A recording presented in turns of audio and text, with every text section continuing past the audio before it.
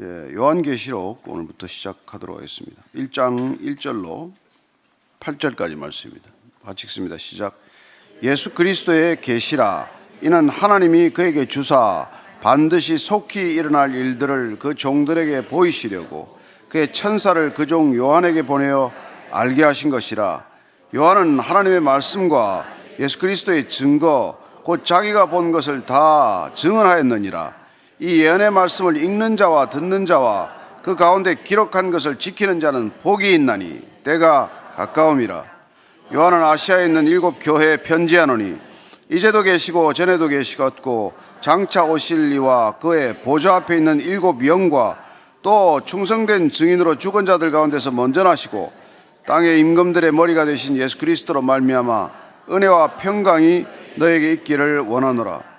우리를 사랑하사 그의 피로 우리 죄에서 우리를 해방하시고 그의 아버지 하나님을 위하여 우리를 나라와 제사장으로 삼으신 그에게 영광과 능력이 세세토록 있기를 원하노라. 아멘.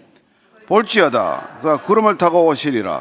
각 사람의 눈이 그를 보겠고 그를 찌른 자들도 볼 것이요 땅에 있는 모든 족속이 그로 말미암아 애곡하리니 그러하리라. 아멘. 주 하나님이 이르시되 나는 알파와 오메가라. 이제도 있고 전에도 있었고 장차 올 자요 전능한 자라 하시더라. 아멘. 계시록은 이단을 가장 많이 탄생시킨 책이죠. 상징으로 이렇게 많이 이렇게 기록이 되어 있기 때문에 그걸 어떻게 푸느냐에 따라서 자의적인 해석들이 많고 그래서 굉장히 혼돈스러운, 그래서 성도들이 많이 기피하는, 읽기를 때로는 두려워하는 책이 되고 말았습니다. 그렇지 않습니다.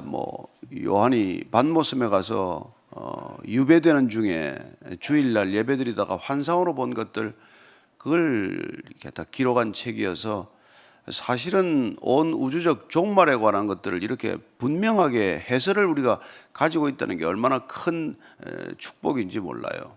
우리는 끝을 알고 가는 백성들이 된 것이죠. 그렇습니다. 세상에 종말이 있습니다. 개인의 인생에도 종말이 있지만 우리 역사에도 나라와 민족에도, 그리고 이 모든 것들을 주관하시는 하나님께서 그것들을 마치신다는 것, 그걸 우리가 알고 있는 게 얼마나 큰 복이에요.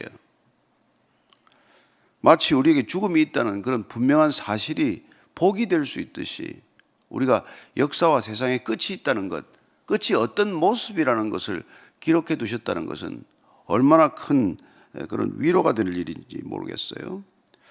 자, 1절 한번 다시 읽겠습니다. 시작. 예수 그리스도의 계시라. 이는 하나님이 그에게 주사 반드시 속히 일어날 일들을 그 종들에게 보이시려고 그의 천사를 그 종 요한에게 보내어 알게 하신 것이라. 예수 그리스도의 계시라. 계시는 여러분들 알겠지만은 감추어졌던 것들이 드러나는 걸 말합니다. 감춰져 있던 것들이 드러나는 걸 계시라 그래요. 아포칼립시스라는 단어를 쓰는데 영어에서 아파클립스라는 단어가 여기서 나왔지만은 우리가 몰랐던 것들이 이렇게 펼쳐지듯이 보여져서 알려주는 것이 계시니까 이 계시란 얼마나 우리에게는 큰 눈을 뜨게 하는 일입니까? 어떻게 이 계시가 전달되었는지를 오늘 말씀해 주고 있어요. 하나님이 그리스도에게 주셨다는 거예요. 그리고 그리스도께서 그걸 천사를 통해서 종들에게 보이시기 위해서, 백성들에게 보이시게 주기 위해서 천사를 통해서 요한에게 다시 알게 하셨다. 하나님이 예수 그리스도에게 주신 이 비밀을 그리스도께서 그의 백성들에게, 교회에 알게 하기 위해서 천사를 통해서 사도 요한에게 알게 했다. 이렇게 전달됐다는 거예요. 그래서 이게 지금 우리가 읽는 요한계시록에는 천사가 자주 등장합니다. 천사.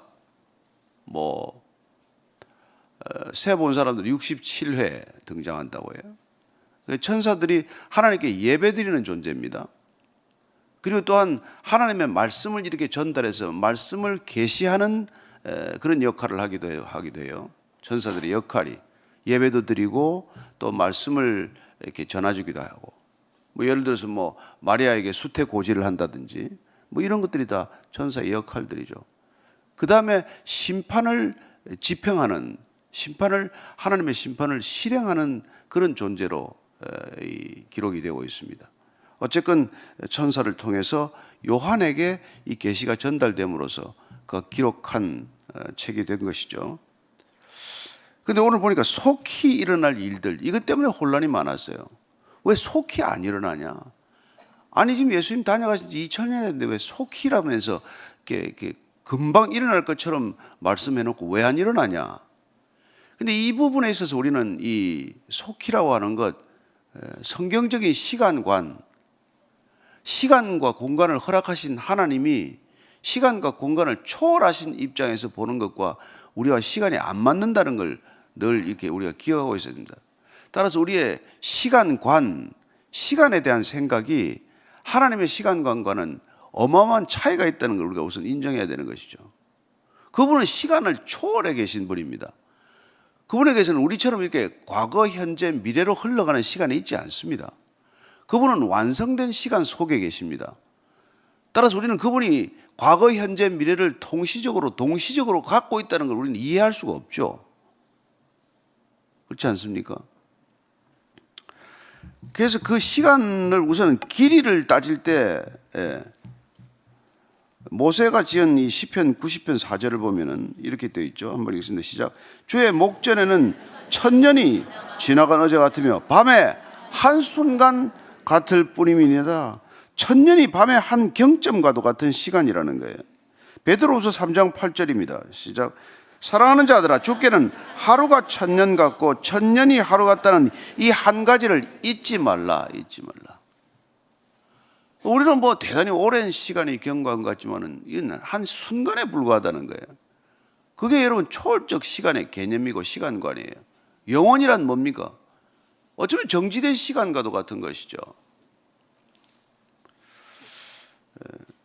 그래서 이 사실을 우리가 기억한다면은 왜 이렇게 초대교회 때 이렇게 왜 안 오냐? 왜 초대교회 이렇게 박해가 시작해요. 네로 황제의 박해는 얼마나 극심했습니까?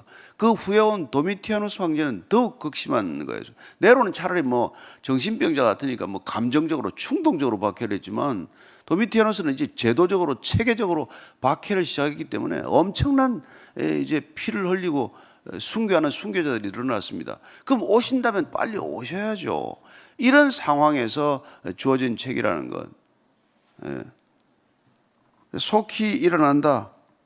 그래서 그러니까 그걸 위로하는 표현이죠. 이제 곧 일어날 일이니까 너무 그렇게 조바심 내지 말고 인내하고 있으라는 거예요. 여러분, 우리는 이게 신앙으로 넘어가게 되면 긴 시간을 이렇게 호흡하게 됩니다. 우리는 영원이라는 시간을 호흡하기 시작하기 때문에 우리가 뭐 잠시 살다가는 이 시간이 전부가 아니잖아요. 그죠? 자, 2절입니다. 시작. 요한은 하나님의 말씀과 예수 그리스도의 증거 곧 자기가 본 것을 다 증언하였느니라. 자, 이 계시록이 뭡니까? 하나님의 말씀이라는 거예요. 예수 그리스도의 증거, 그리스도의 증거, 이걸 자기가 전해 받았기 때문에 그걸 다 증언하였느니라. 적어도 이 요한은 본인이 이렇게 전해받은 모든 것들을 빠짐없이 기록했다는 것을 강조하고, 그 빠짐없이 기록한 것들을 가감하지 말아라, 더하거나 빼지 말아라, 아주 강력하게 얘기합니다. 그래서 마지막 계시록 22장 19절 20절을 보면 이렇게 되어 있어요. 한번 읽고 지나갑니다. 시작. 만일 누구든지 18절 내가 이 두루마리의 예언의 말씀을 듣는 모든 사람에게 증언하노니 만일 누구든지 이것들 외에 더하면 하나님이 이 두루마리에 기록된 재앙들을 그에게 더하실 것이요 만일 누구든지 이 두루마리의 예언의 말씀에서 제하여 버리면 하나님이 이 두루마리에 기록된 생명나무와 및 거룩한 성에 참여함을 제하여 버리시리라. 본인이 본 것, 들은 것을 정확하게 기록했기 때문에 이걸 빼거나 더하지 말라는 거예요. 본인은 다 증언했다고 분명히 밝히고 있습니다. 3절입니다. 시작. 이 예언의 말씀을 읽는 자와 듣는 자 그 가운데 기록한 것을 지키는 자는 복이 있나니 때가 가까움이라. 이 예언의 말씀, 이 말씀을 읽는 자, 듣는 자, 그 다음에 기록한 것을 지키는 자는 복이 있다고 말합니다. 이 예언의 말씀이죠. 계시로 주어진 이 예언의 말씀을 우리가 읽고 소리내서 읽으십시오. 그리고 듣고 그리고 지키는 자, 복이 있다는 거예요. 예, 이 말씀은 우리가 읽고 듣고 그리고 지키도록 하기 위해 주신 책입니다. 그리고 우리는 이 책이 우리에게 준 위로와 소망의 책이라는 것을 궁극적으로 알게 됩니다. 로마서 15장 4절에 보면은 성경의 놀라운 우리에게 주어진 이유를 밝히고 있습니다. 시작. 무엇이든지 전에 기록된 바는 우리의 교훈을 위하여 기록된 것이니 우리로 하여금 인내로 또는 성경의 위로로 소망을 가지게 함이니라. 단순히 우리를 이걸 두렵게 하거나 이런 책이 아니에요. 위로하고 소망을 갖게 하기 위한 책이다. 모든 성경이 그러한 목적으로 주어진 것이죠. 예. 그래서 이 책을 읽고 듣고 지키는 것, 그게 여러분 우리 그리스도인의 복이라는 거예요. 무슨 복을 여러분 원하십니까? 어떤 복이 여러분 복이라고 생각하십니까? 우리에게 주어진 이 놀라운 성경을 읽고 듣고 지키는 것, 그 이상의 복이 없습니다. 그럴 때 여러분들이 정말 마음으로 아멘 하셔야 돼요. 예? 정말 그렇습니다. 여호수아에게 주신 말씀도 그 말씀 아닙니까? 여호수아 1장 8절이에요. 시작. 이 율법책을 내 입에서 떠나지 말게 하여 주야로 그것을 묵상하여 그 안에 기록된 대로 다 지켜 행하라. 그리하면 내 길이 평탄하게 될 것이며 내가 형통하리라. 예, 모세의 후계자로서 뭐 얼마나 큰 두려움으로 그 직을 맡았겠어요. 그러나 그런 거 두려워하지 말라. 두려워하지 않을 이유가 뭡니까? 내게 준 이 성경책을 늘 읽고 그리고 듣고 지켜 행하면 그게 곧 형통의 길이다. 하나님과 함께 어떻게 동행하시겠습니까? 읽고 듣고 지키라는 거예요. 이 당시 초대교회 때는 성경 읽는 게 굉장히 중요했습니다. 그래서 우리가 지금 통도하고 있지만 읽는 사람들이 특별한 지위가 주어졌어요. 이 성경이 없지 않습니까? 두루마리 성경이 흔하지 않은 시대이니까 이걸 이제 시나고거나 어디서 모여서 읽는단 말이에요. 그래서 우리가 읽는 이 모든 지금 신약 성경들도 서신 형식으로 주어져서 회람되었던 겁니다. 그러니까 교회들에서 이걸 누가 나와서 읽는단 말이에요. 그 읽는 걸 굉장히 큰 영광으로 여긴 것이죠. 특별히 읽는 훈련을 받은 사람들이 읽었습니다. 읽고 쓰는 훈련들을 받은 사람들이 일종의 낭독사와 같은 것이죠. 그런 사람들에게 지위가 주어졌던 때인데 그렇게 읽을 때 이제 우리가 잘 지켜 들어야 되는 거죠. 잘 듣지 않으면은 그냥 뭐 지나가고 마는 거 아닙니까? 누가복음 11장 보면은 11장 28절 읽습니다. 시작.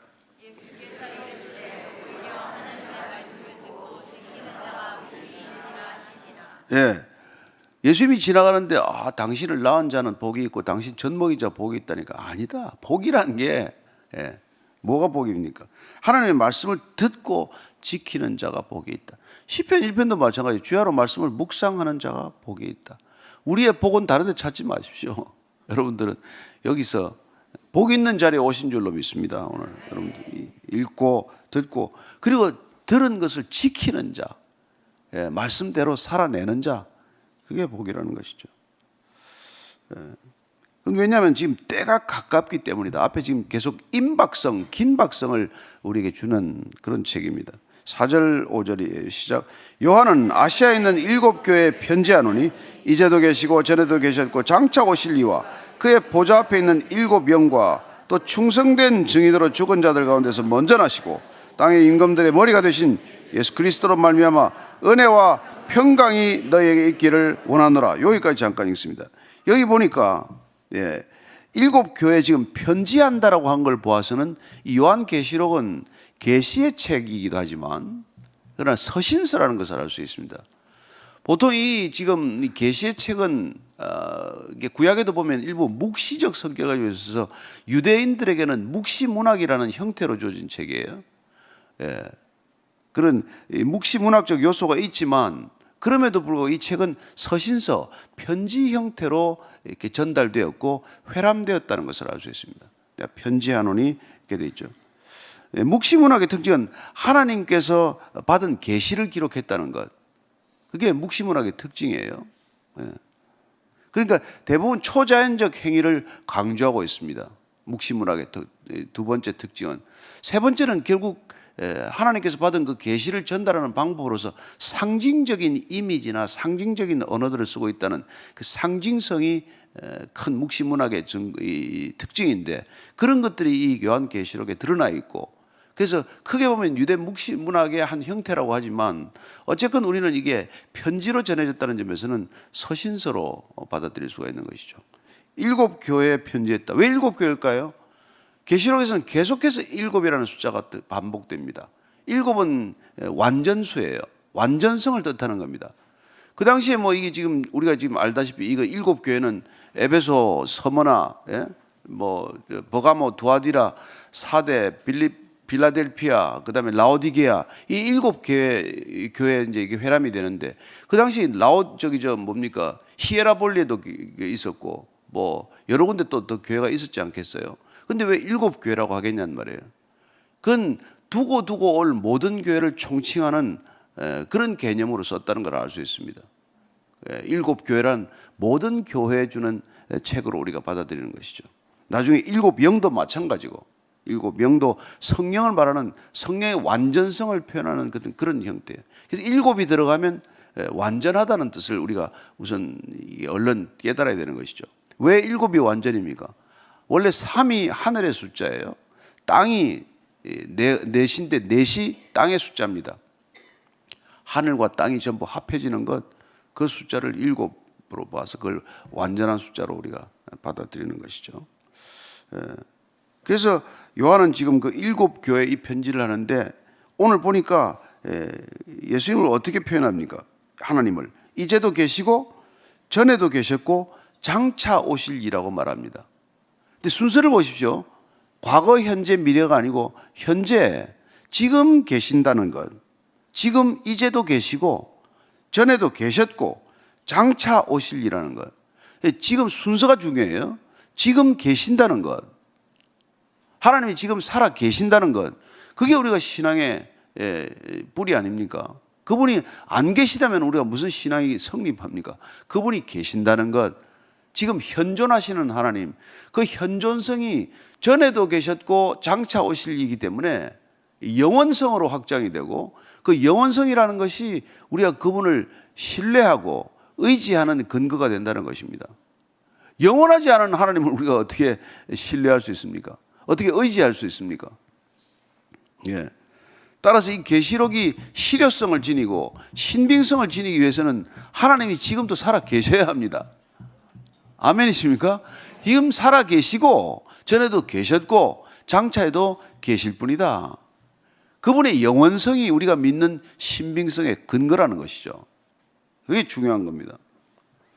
또 이 모든 예언들이 실효적으로 모든 것들이 이루어질 것이라고 하는 것을 믿는 근거가 되는 것이죠. 그분이 지금 계신다는 게 그토록 중요하신 것입니다. 그래서 그분은 그냥 우리가 아브라함의 하나님, 야곱의 하나님, 이삭의 하나님, 야곱의 하나님, 산자의 하나님이다, 이런 표현을 쓰지 않습니까? 죽은 자의 하나님이 아니라 살아있는 사람들의 하나님이다. 믿음의 조상들이 다 살아있기 때문에 그분들의 하나님이고 동시에 지금 우리 살아있는 우리의 하나님이다, 이렇게 고백하는 것이죠. 오늘 편지니까 이게 은혜와 평강을 전한다고 되어 있어요. 아시는 바와 같이 은혜, 카리스는 헬라인들의 인사법이에요. 은혜는 원래, 평강은 샬롬은 유대인들의 인사 방법입니다. 두 개 합쳐서 은혜와 평강을 전한다고 지금 인사하고 있죠. 5절 하반절부터 6절을 읽습니다. 시작. 우리를 사랑하사 그의 피로 우리 죄에서 우리를 해방하시고 그의 아버지 하나님을 위하여 우리를 나라와 제사장으로 삼으신 그에게 영광과 능력이 세세토록 있기를 원하노라. 아멘.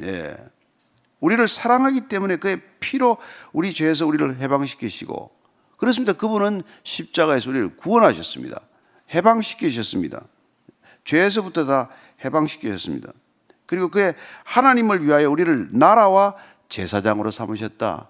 여러분, 교회가 하나님의 나라입니다. 저와 여러분들이 제사장입니다. 그분께서 피로 우리를 속하심으로 우리는 하나님께 언제든지 나아갈 수 있는 존재가 되었다는 점에서 우리는 구약시대 제사장과 같은 존재가 된 것이죠. 여러분, 옛날에 구약시대 때 제사장만이 성전에 들어가지 않았습니까? 대제사장만이 지성소에 들어가지 않았습니까? 하나님 앞에 나아간다는 건 이제 지성소로 들어간다는 것이고, 지성소로 들어갈 수 있는 그런 존재가 되었다는 점에서 우리는 제사장적 존재가 되었다. 누구나 하나님을 아버지라고 부르는 사람들은 제사장이 되었기 때문에 우리는 만인 제사장이라고 하는 표현을 쓰는 것이죠. 누구나 다 제사장적 지위를 갖게 되었다는 것이죠. 저와 여러분들이 누군가를 통해서 하나님께 나아가는 게 아니라 우리는 언제나 누구든지 하나님을 아버지라고 부를 수 있는 자들은 나아갈 수 있는 존재가 되었다는 것, 그게 그분이 우리를 위하여 행하신 크고 놀라운 일이죠. 그런데 그분께서 그렇게 하셨다는 게 그분의 충성됨에서 비롯된다는 것을 알 수 있습니다. 아버지의 명을 어김없이 그분께서는 행하신 것이죠. 그래서 빌립보서 2장 6절에서 8절까지입니다. 시작. 그는 근본 하나님의 본체시나 하나님과 동등됨을 취할 것으로 여기지 아니하시고 오히려 자기를 비워 종의 형체를 가지사 사람들과 같이 되셨고 사람의 모양으로 나타나사 자기를 낮추시고 죽기까지 복종하셨으니 곧 십자가에 죽으심이라. 이토록 충성하셨던 분, 그분의 충성으로 인해서 우리는 구원받게 되었다는 것을 말씀해 주고 있습니다. 얼마나 충성되었는지, 그분 결국 하늘에 오르사 보좌 우편에 앉으셔서 지금도 우리를 위하여 중보하시는 분이신 것이죠. 그래서 사도 바울은 그가 죽으셨고 그리고 다시 사셔서 잠자는 자들의 첫 열매가 되었다, 이렇게 표현하고 있습니다. 고린도서 15장 20절이에요. 시작. 그러나 이제 그리스도께서 죽은 자 가운데서 다시 살아나사 잠자는 자들의 첫 열매가 되었다. 첫 열매가 되었다는 겁니다. 그분이 첫 열매가 되었다는 게 그토록 중요한 사실입니다. 자, 7절입니다. 시작. 볼지어다 그가 구름을 타고 오시리라. 각 사람이 눈이 그를 보겠고 그를 찌른 자들도 볼 것이요 땅에 있는 모든 족속이 그로 말미암아 애국하리니 그러하리라. 아멘. 주 하나님이 이르시되 나는 알파와 오메가라. 이제도 있고 전에도 있었고 장차 올 자요 전능한 자라 하시더라. 구름을 타고 오시리라. 여러분, 사도행전 1장에 보면은 구름을 타고 구름이 하늘로 들려져서 들어가시게 됩니다. 그리고 천사가 왜 그걸 보고 있느냐? 너희들이 본 대로, 올라가시는 것을 본 대로 그분께서는 다시 오실 것이다, 이렇게 말씀해 주셨습니다. 그 얘기죠. 그래서 구름을 타고 오시리라. 그리고 각 사람의 눈이 보겠고 그를 찌른 자들도 볼 것이요. 그를 찌른 자로는 십자가형 집행한 로마 군인을 말하겠습니까? 물론 1차적으로는 그 사람들이겠지만, 그러나 유대인들, 예수님을 십자가에 내어준 자들, 다 찌른 자들이죠. 그리고 오늘날 예수님을 거부하는 자들, 불신자들, 그 모두가 다 예수님을 찌르고 있는 자들에 해당할 것입니다. 그 모두가 다 예수님이 다시 오심, 재림을 보게 될 것이라고 말씀하고 있습니다. 그리고 하나님께서 이렇게 말씀하셨습니다. 나는 알파요 오메가다. 알파 오메가가 뭔지는 아시죠? 헬라어 철자 중에 첫 번째가 알파고 마지막에 글자가 오메가입니다. 영어의 A와 Z, G, 그 G나 마찬가지죠. 시작과 끝을 말하는 것입니다. 하나님이 시작과 끝이시다. 어떤 종교에서는 무시무종이라고 말합니다. 시작도 없다, 끝도 없다 말하지만은 우리는 하나님이 시작이시다, 끝이시다, 하나님이 가르쳐 주셨어요. 내가 알파요 오메가다. 내가 시작이고 내가 마지막이다, 끝이다. 그 말씀은 곧 내가 이 모든 것을 시작했고 이 모든 것을 내가 끝마친다. 사람이 끝마치는 게 아니라는 것이죠. 따라서 하나님이 알파요 오메가라는 뜻은 하나님이 주권자이시고 주관자이시다, 그걸 뜻하는 것이죠. 모든 주권이 하나님께 속해 있다. 그리고 이 모든 역사를 운행하는 것은 우리 눈에는 사람밖에 안 보이지만, 사람들이 이 역사를 움직여가는 것 같지만 마치 뭐 트럼프나 뭐 푸틴이나 시진핑이 움직여가는 것 같지만, 그러나 우리는 믿음의 눈을 떠서 볼 때는 그 사람들을 쓰고 계신, 여전히 하나님이 역사를 주관하고 계신다는 것을 믿음으로 고백하는 사람들이다. 그래서 그들이 이 세상을 끝내는 게 아니다. 그리고 이 세상은 끝이 있다. 그 끝은 하나님께서 준비하셨다. 그 끝의 모습을 우리가 이제 펼쳐 보여서 보여주는 것을 보게 될 것이죠. 역사는 이렇게 끝이 날 것이다. 얼마나 여러분 놀라운 책입니까? 얼마나 흥미진진한 책입니까? 애들은 이 요한계시록을 가장 좋아한다고 그래요. 왜냐하면 그림거리가 많으니까. 그리고 다 읽고 나면 결론을 너무도 쉽게 알아요. 엄마 아빠한테 결론을 일러줍니다. 엄마 아빠, 예수님이 이기셨대. 끝입니다. 예수님이 이기셨다는 겁니다. 우리는 승리하신 예수님을 따라가는 사람들이에요. 엎치락 뒤치락 하겠죠. 그 중간에 무수한 전투가 있겠지만 전쟁은 이미 끝났고 이긴 전쟁을 우리는 리플레이에서 되돌려보고 있다는 것을 기억하시기 바랍니다. 올 2024년 연말까지 우리가 요한계시록을 보면서 다시 한번 우리 신앙의 놀라운 능력을 경험하게 되시기를 바라고, 이 요한계시록이 깨달아질 때 우리는 이 세상이 어떻게 마감될 거라는 것, 하나님께서 어떻게 마치실 것이라는 것을 알고 가는 놀라운 능력의 그리스도인들이 되기를 축복합니다. 같이 기도할 때, 하나님, 올해 2024년을 계시록과 함께 마치게 해주셔서 감사합니다.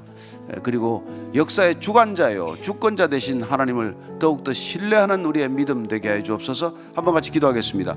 하나님 아버지, 하나님을 아버지라고 불렀으니 더 이상 의지할 바가 없음을 고백합니다.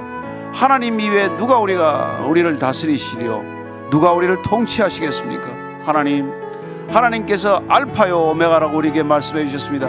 하나님은 시작이시요 마침이십니다. 하나님이 시작하셨고 하나님이 끝내실 것이라는 것을 우리가 알고 가는 인생이노니, 하나님께서 끝까지 매듭짓는 것 우리가 다 알고 가는 인생으로서 하나님 대담하고 능력 있고 그리고 결단 있는 생애가 되게 해 주옵소서.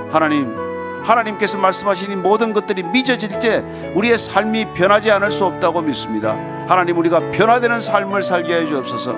이 계시된 말씀, 기록된 말씀을 읽고 듣고 지키는 자가 복되다고 하셨사오니, 하나님 그 읽고 듣고 지킨 말씀이 우리를 넉넉히 변화시킬 줄로 믿습니다.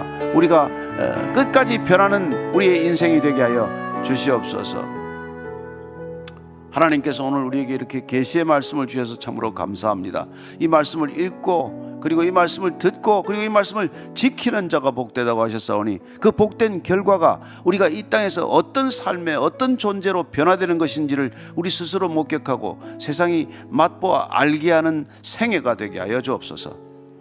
이제는 십자가에서 역사를 시작하시고 역사를 마치시고 역사를 주관하시는 우리 구주 예수 그리스도의 은혜와 예수 그리스도를 통해 우리를 부르시는 하나님 아버지의 놀라우신 사랑과 그리스도의 영으로 오셔서 우리를 그리스도의 형상으로 회복케 하시는 성령님의 인도하심이 오늘 이제 요한계시록을 펼치며 이 땅이 어떻게 끝이 날 것이라는 것을 알고 담대히 살아가기를 원하는 이 자리에 고개 숙인 진정한 믿음의 그리스도인들 위해 지금부터 영원까지 항상 함께 하시기를 간절히 축원하옵나이다. 아멘.